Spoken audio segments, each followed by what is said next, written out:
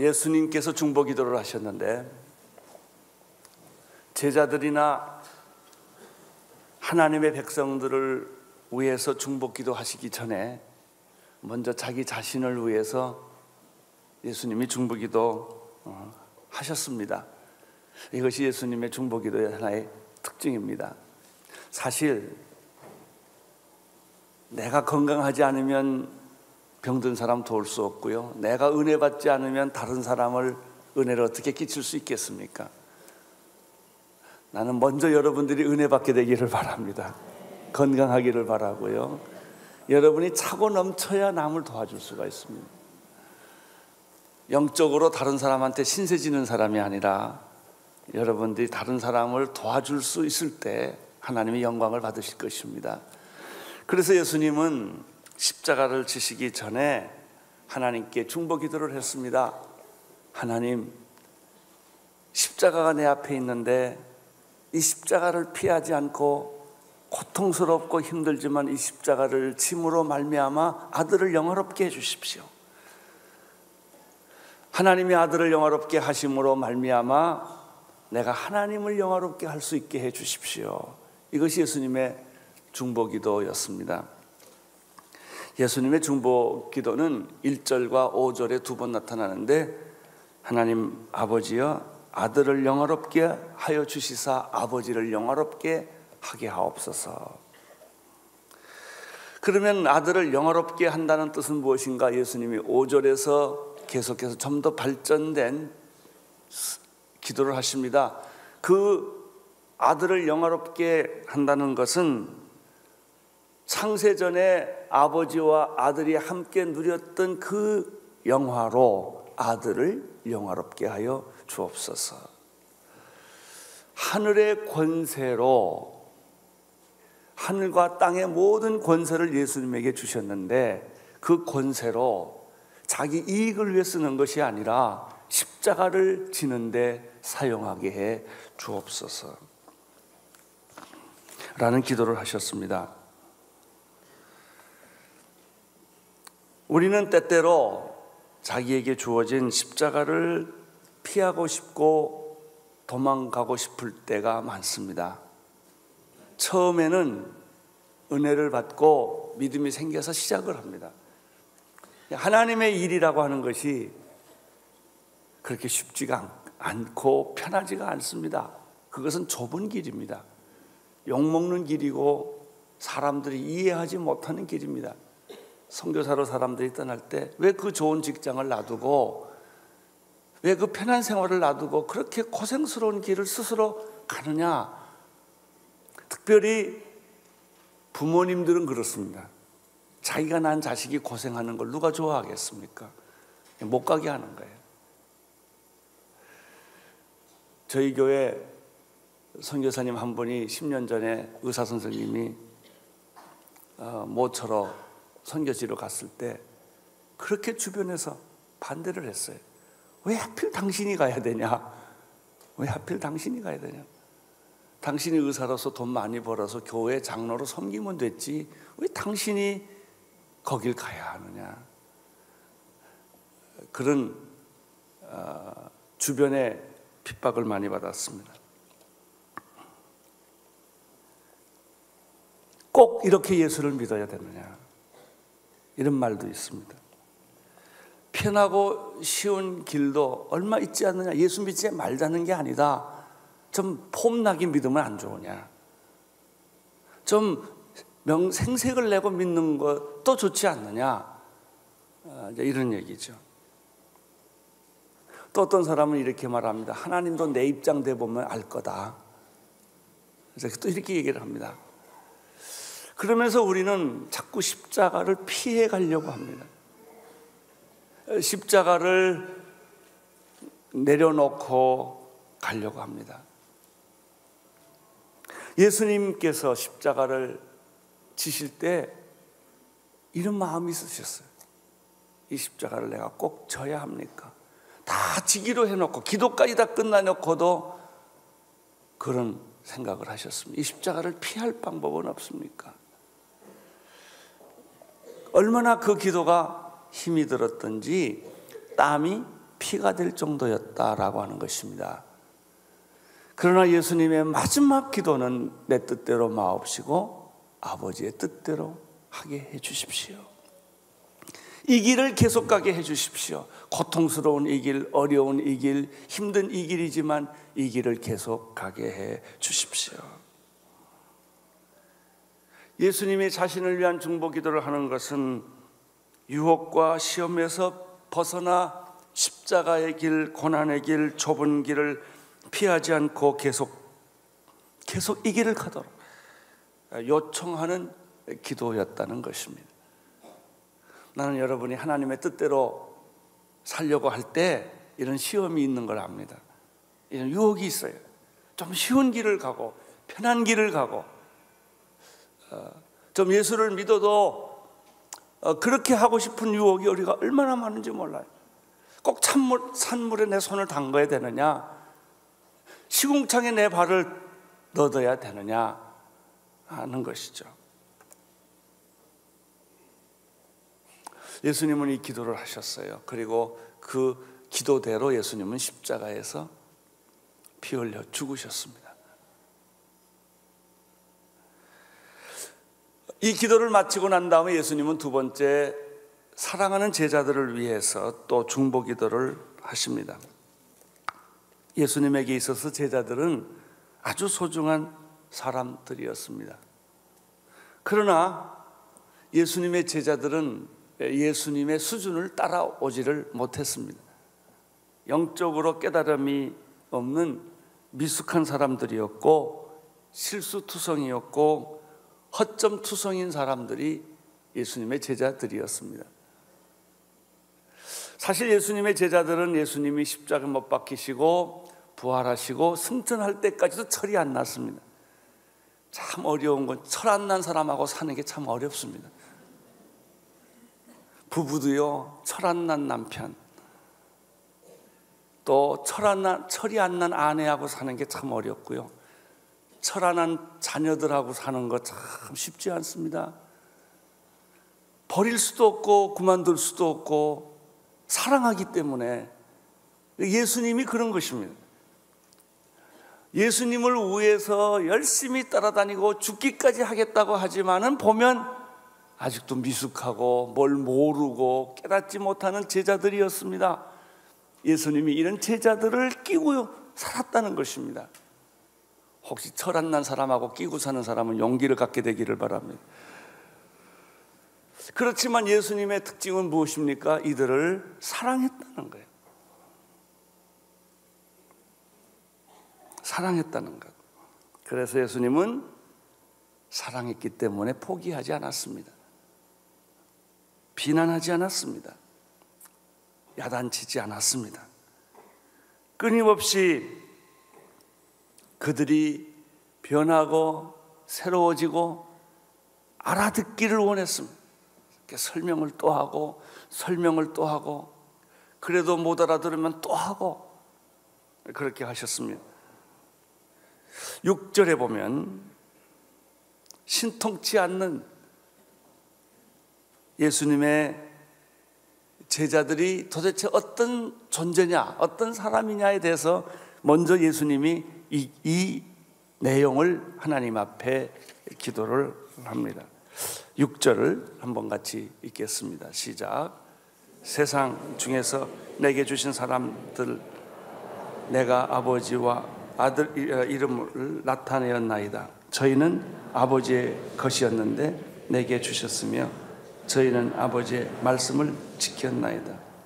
여기서 우리가 좀 깊이 생각할 것은 예수님이 소위 말하면 철나지 않은, 신통치 않은, 항상 이상한 짓들만 하는 그 제자들을 어떻게 생각했느냐 하는 것이 참 중요합니다. 6절에 보면 첫째, 제자란 세상에서 부름을 받아 예수님께 속한 사람이 제자들이에요. 여기 보면 세상 중에서 내게 주신 사람이라고 말했습니다. 예수님은 마음에 안 들지만 이 사람이 내 사람이라는 걸 알았어. 내 사람이다. 이 자식이 마음에 안 들지만 내 자식이라는 걸 알 때 우리는 자식을 위해서 눈물도 흘리고 고통을 겪지만 이 자식을 절대 포기하지 못하는 것과 똑같은 거예요. 예수님의 첫 번째 생각은 이 사람은 내 사람이다 라고 했던 것이죠. 두 번째, 예수님이 말씀하시기를 이 사람은 내 사람이지만 내게 속하기 전에 하나님이 택해서 하나님을 위해 살도록 부름받은 사람들이었다라고 예수님이 생각하신 것입니다. 저희는 아버지의 것이온데 내게 주셨으면, 이렇게 됐습니다. 내게 주셨는데, 나한테 왔는데 지금 나하고 같이 사는데, 근데 사실은 이 사람이 내 사람이 아니고 하나님의 사람이었다는 거예요. 하나님이 이 사람을 선택해서 나한테 보내줬다는 것이죠. 이게 결혼입니다. 여러분, 남편이 여러분의 것이 아니에요. 현재는 나하고 같이 사는데 사실은 이 사람이 하나님이 택해서 나한테 보내준 사람이었다라고 생각하는 게 결혼입니다. 여러분, 자녀가 여러분 것이 아닙니다. 지금 여러분에 속해 있지만 이 자녀는 하나님의 것인데 하나님이 불러서 나한테 맡겨 주셨다라고 생각하는 것이죠. 이게 예수님의 사고방식이에요. 이 제자들은 내 것인데, 나한테 보내주었는데 사실은 내 것이 아니라 하나님의 것이었고 하나님에게 속한 사람이었는데 나한테 이 사람을 맡겨 주신 사람이다 라고 하는 것이죠. 여러분, 이 정체성, 이 정의를 먼저 확실하게 하면 시험 안 받습니다. 어떤 어려움도 이겨낼 수 있는 것입니다. 그래서 예수님은 계속해서 이 제자들이 하나님의 것이었는데 하나님이 나를 위해 보내줬다는 것을 알기 때문에 끊임없이 하나님의 말씀으로 제자들을 깨우쳤다는 것입니다. 여기 제자 훈련의 요체입니다. 제자 훈련이란 뭐냐면 내가 가르치는 게 아니고 하나님의 것이니까 하나님의 말씀으로 그 사람을 양육시키는 것을 제자 훈련이라고 합니다. 7절을 보십시오. 7절 시작. 지금 저희는 아버지께서 내게 주신 것이 다 아버지께로서 온 것인 줄을 알았나이다. 예수님은 한 번도 자기 자신에게 초점을 맞추신 적이 없습니다. 처음부터 끝까지 오직 하나님에게만 초점을 맞췄다는 것이죠. 하나님께만 영광을 올려 돌렸습니다. 여러분, 사복음서를 다 보시고 신약을 다 보시고 예수님에 대해서 여러분이 연구를 다 해보세요. 자기를 위해서 말하는 적은 한 번도 없습니다. 예수님의 말씀, 예수님의 기도, 예수님의 능력은 전부 하나님에게로 초점이 모아져 있습니다. 우리들의 문제가 뭐냐면, 예수 믿으면서 우리가 왜 이렇게 고민하고 갈등하고 괴로워하느냐? 우리들의 문제는 모든 초점이 나에게로 집중되어 있어요. 내 생각, 내 주장, 내 의견, 내 비전, 전부 내 문제예요. 이게 그러니까 갈등이 많은 겁니다. 예수 믿고 거듭났다고 하는 뜻은 뭐냐? 옛사람인 나는 죽고 새사람인 내가 다시 태어난 것을 거듭났다라고 하는 것이죠.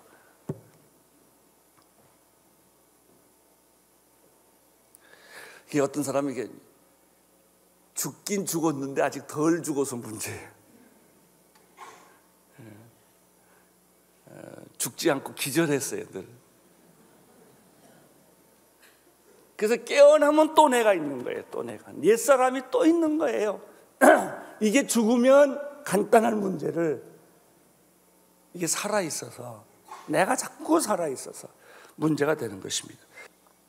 갈라디아서 2장 20절에 바울은 이렇게 말했습니다. 내가 그리스도와 함께 십자가에 못 박혔나니 그런즉 이제는 내가 산 것이 아니요 오직 내 안에 그리스도께서 사신 것이라. 이제 내가 육체 가운데 사는 것은 나를 사랑하사 나를 위하여 자기 목숨을 버리신 하나님의 아들을 믿는 믿음 안에서 사는 것이라. 바울이 예수님을 만나고 나서 자기가 느낀 건 뭐냐면 내 안에 있는 옛사람, 내가 빠졌다는 거예요. 죽었다는 거예요. 그리고 내 안에 사시는 분은 예수 그리스도였다 하는 거예요.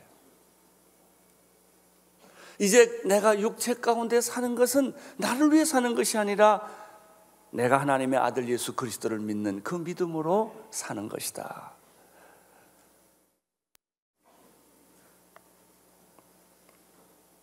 예수님에게는요, 자존심이나 자의식을 발견할 수 없습니다. 예수님에게는 자기 주장이나 자기 사상이나 자기 철학을 발견할 수가 없습니다.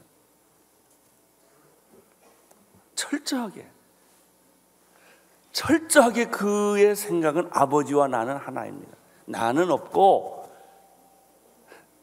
철저하게 하나님만 생각하는 분이 예수 그리스도입니다.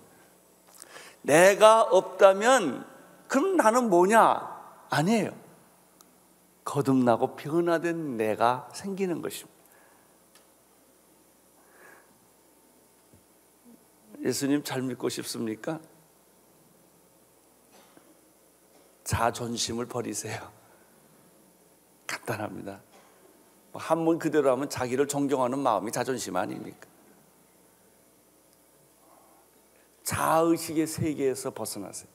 그러면 문학이나 예술을 어떻게 해요? 자의식이 없는데, 자아가 없는데, 천만의 말씀, 그건 다 썩은 자존심이고요, 옛사람의 자아예요. 그걸 붙들고 그렇게 미련을 가지고 몸부림치지 마세요. 우리는 자아나 자존심 때문에 불필요한 시간과 불필요한 에너지를 얼마나 낭비하는지 몰라요. 부부싸움 자존심 싸움이에요. 그렇잖아요. 다 그거에 결국은 나 무시했다, 무시당했다 이런 얘기예요. 당신 날 뭘로 알고 이러냐, 이게 다 그 얘기. 무슨 얘기? 자기 얘기. 당신 나 뭘로 알고 이런 얘기 아니야? 왜 당신 나 무시하냐? 이런 얘기예요. 다 결국은 자기 문제예요. 자기. 근데 여러분 그 자기를 십자가에 못 박는 것이 예수 믿는 거라니까요. 그것이 못 박혀지기를 축원합니다. 자기 생각, 자기 주장, 이게 다른 표현으로 하면 혈기, 오만, 화나는 거 있잖아요. 어떤 사람은 가만히 있다가도 벌컥 화가 나요. 왜냐하면 자기가 상처났기 때문에. 나는 여러분들이 오늘 화가 다 사라지기를 축원합니다. 오기가 사라지기를 축원합니다. 혈기가 오늘 예수의 이름으로 사라지기를 축원합니다. 이것만 빠지면 간단하다니까요. 약간 바보 같아. 이게 빠지니까. 그게 거듭난다는 것입니다. 8절을 보십시오. 시작. 나는 아버지께서 내게 주신 말씀을 저희에게 주었사오며 저희는 이것을 받고 내가 아버지께로부터 나온 줄을 참으로 아오며 아버지께서 나를 보내신 줄도 믿었사옵나이다. 자, 이게 예수님이 제자들의 뭘 위해 기도해 주십시오, 뭘 위해 기도해 주십시오 라는 기도는 없고요, 관계만 있어요. 관계. 일이 없고 관계만 있습니다. 내가 받은 말씀은 내 것이 없고 모두가 하나님이 주신 것이기 때문에 하나님의 사람들을 나는 아버지께서 내게 주신 말씀을 저희들에게 그대로 줬다는 거예요. 이게 제자 훈련입니다. 내 얘기를 하는 게 아니에요. 내 경험을 얘기하는 게 아니라고요. 아버지의 말씀을 내게 주셨사오니 내가 하는 말은 모두 하나님의 말씀이고 그렇기 때문에 내가 이 사람들에게 줄 말도 하나님의 말씀이었다.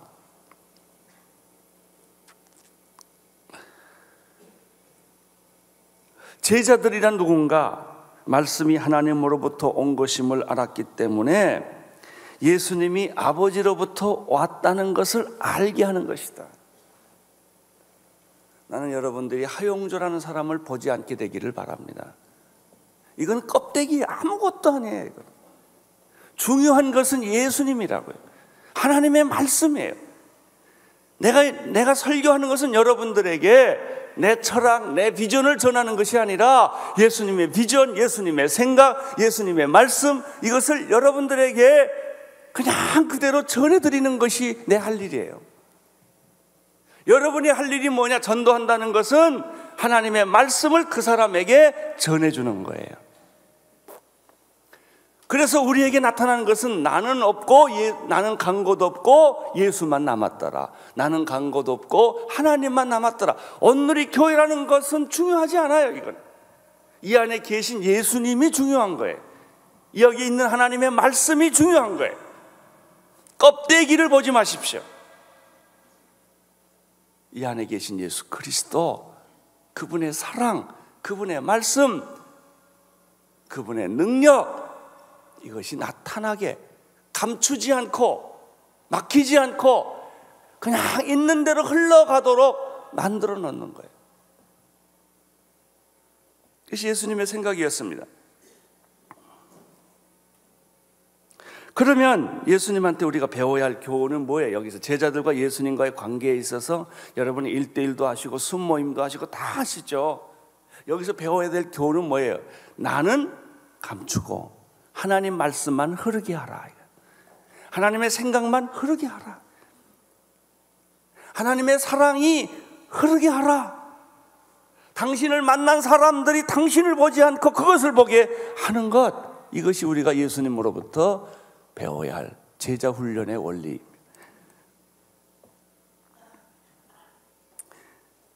교회에서 봉사할 때, 사역할 때, 말씀 전할 때, 걸어갈 때 나는 없어요. 나는 예수님만 있어요.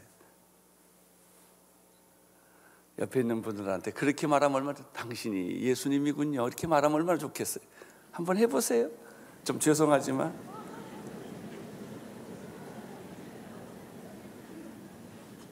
뭐 그렇게까지는 못해도 이렇게 말하면 좋겠어요. 당신이 예수님처럼 보여지네요.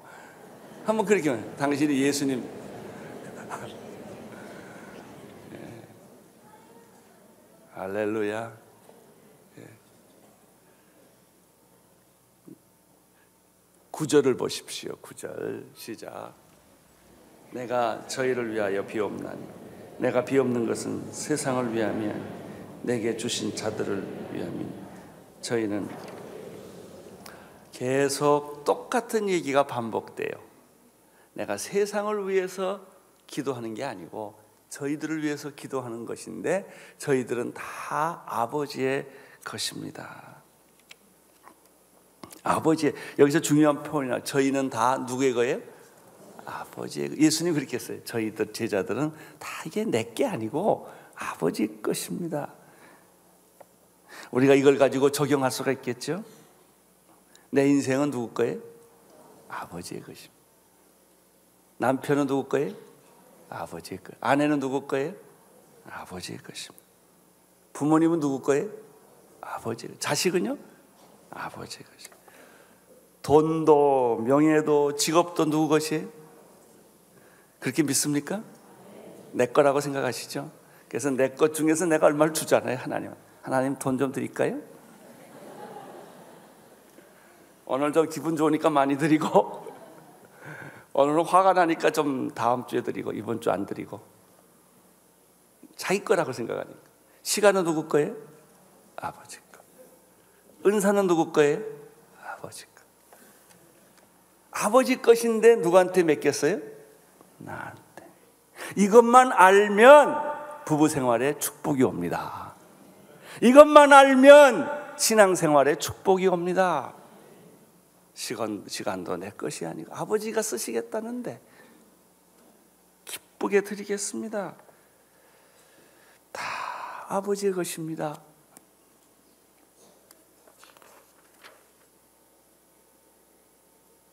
10절을 읽어주세요. 시작.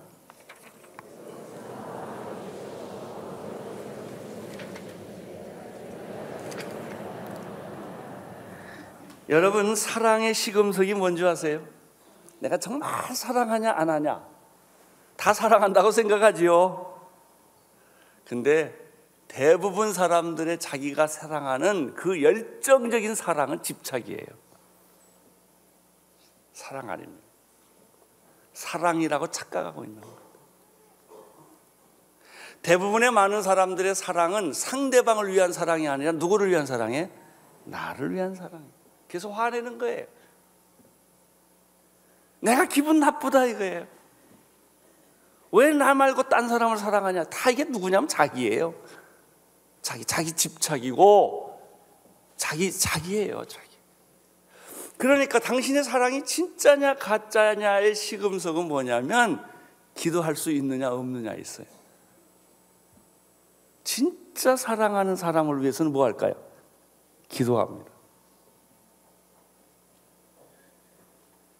그 사람을 위해 정말 눈에 안 보여도 뭐예요? 기도해. 그래서 예수님이 누구를 위해 기도해요? 제자들을 위해 기도해요. 왜? 사랑하니까.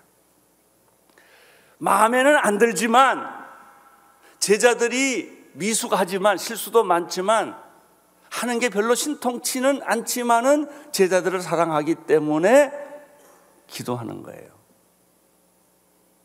여러분, 자녀를 위해서 기도하는 건 확실합니까? 네, 사랑하니까.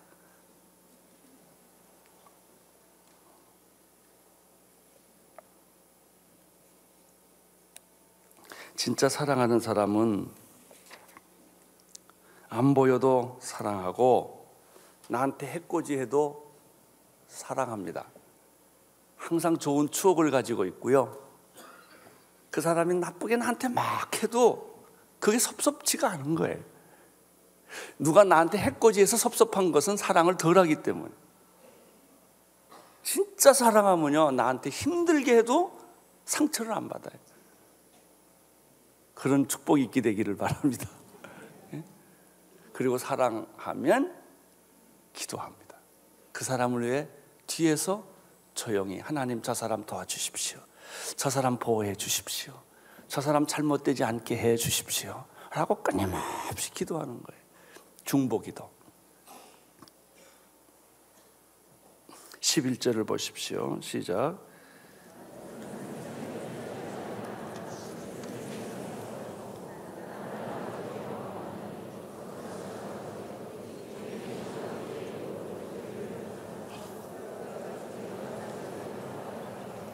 이제 여기에 문제가 발생됐어요. 이렇게 제자들이 마음에는 안 들지만 미숙하지만 철이 안 났지만 예수님이 너무나 사랑하는 이 감정이 있었어요. 왜? 이게 누구 거니까? 아버지의 것이니까. 아버지의 것인데 누구한테 맡겼어요? 나한테 맡겼으니까. 그래서 사랑하는 거예요. 그래서 기도하는 거예요. 근데 문제가 생겼어요. 그것은 예수님이 곧 십자가 못 박혀 죽으시고 떠난다는 거예요. 그럼 제자들은 혼자 있게 돼요. 그것이 11절입니다. 나는 세상에 더 있지 아니하오나 저희는 세상에 있사옵고 나는 아버지께로 가옵나니 거룩하신 아버지여 내게 주신 아버지의 이름으로 저희를 보존하사 우리와 같이 저희도 하나 되게 하여 주옵소서. 예수님이 이제 떠나기 때문에 제자들을 너무나 사랑하기 때문에, 아직 철없는 제자들을 너무나 사랑하기 때문에 하나님께 기도하는 거예요. 주님, 내가 떠나더라도 이 사람을 보호해 주시고 지켜주시고 축복해 주시고, 그 뜨거운 사랑으로 위탁하는 거예요. 사실 일이라는 게 별게 있습니까? 우리가 돈 있으면 얼마나 있고 없으면 얼마나 없어요. 일 잘하면 얼마나 잘하고 못하면 얼마나 못해요. 중요한 것은 이 사랑이에요. 중요한 것은 예수님이 이 제자들한테 뭘 많이 일시키는 게 중요한 게 아니고 얼마나 주님이 이 제자들을 사랑했는지에 있어요. 제자 훈련의 요체는 사랑입니다. 무슨 프로그램이나 훈련이 아니고 그 사람을 뜨겁게 사랑하는 거예요. 하나님, 이 사람들 내가 떠나더라도 지켜주시고 보호해 주시고, 실수가 있어도 용서해 주시고, 허물이 있어도 감추어 주시고, 그래서 이 사람들로 하여금 하나님께 영광이 되도록 마치 아버지와 내가 하나인 것처럼 이들과 하나 되게 해 주십시오. 이런 기도를 하셨어요. 오늘 나는 여러분 안에도 이 사랑이 싹트기를 바랍니다. 오늘 나는 여러분 안에도 이 관계가 회복되기를 바랍니다. 이 사람은 내 것이었는데 원래 내 것이 아니고 당신의 것이었습니다. 하나님이 나한테 맡겨주셨습니다. 이제 나는 오늘 이렇게 담임 목사니까 이렇게 말할 수 있죠. 여기 오신 성도님들은 다 누구 것인데? 하나님 것인데, 하나님으로부터 오신 분들이라. 그래서 내가 이분들에게 내 얘기를 전하지 않고 하나님의 말씀을 전합니다. 그리고 저들로 하여금 하나님께 영광을 올리게 하게 하옵소서. 이 제자 훈련입니다. 이것이 목회입니다. 이것이 우리가 해야 될 일입니다. 우리가 만나는 모든 사람들에게 여러분들이 그렇게 대할 수 있게 되기를 바랍니다. 여러분들의 자녀가 아니라 하나님의 자녀입니다. 여러분의 남편이 아니라 하나님의 남편입니다. 하나님의 사람입니다. 여러분의 아내가 아닙니다. 하나님이 보내주신 사람입니다. 기도하겠습니다. 하나님 아버지, 오랫동안 나도 모르게 익숙하게 생각했던 것, 내 것이라고 생각했던 모든 것들이 하나님의 것임을 알게 하여 주옵소서. 하나님의 것입니다. 예수님 이름으로 기도드립니다.